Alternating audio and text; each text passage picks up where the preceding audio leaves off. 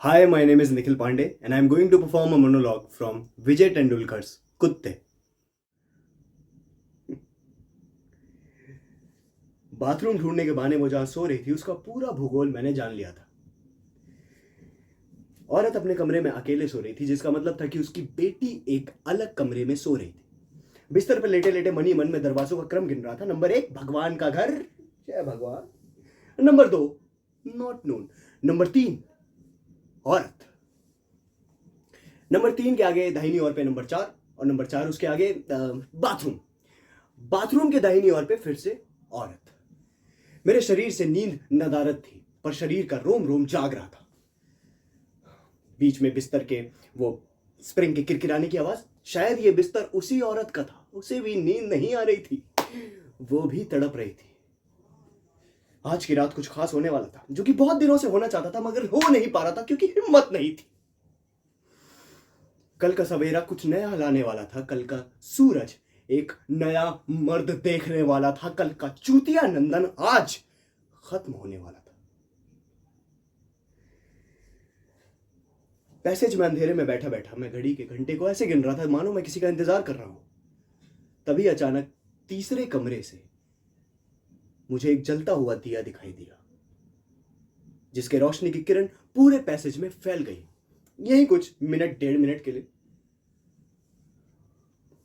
मैं उस दिए से ज्यादा दूर नहीं था, बिल्कुल पास में था। मैं दरवाजा तो कहने भर को बंद था, वरना तो वो पूरा फैला हुआ था। मैं कभी भी अंदर घुस सकता था, लेकिन मैं यहां क्या कर रहा था? क्या पता वो औरत भी ये जानती हो कि मैं जाग रहा हूं, क्या पता उसको भी पता हो कि मैं तड़प रहा हूं, क्या पता वो भी तड़प रही हो, क्या पता वो भी जाग रही हो। और बीच बीच में ये पलंग के किरकिराने की आवाज बहुत जानलेवा थी। वक्त बीतता गया पर कुछ घटा नहीं।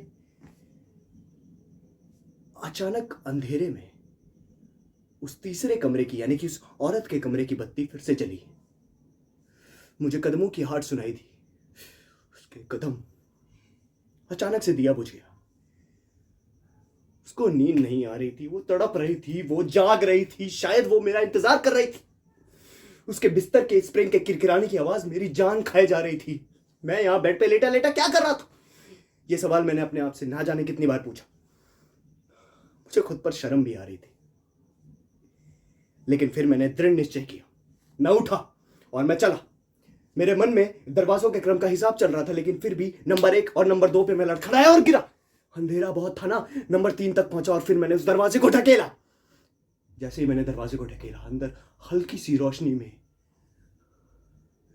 मध्यम सी रोशनी में, वो पीठ फेरे भूखा मखमली शरीर।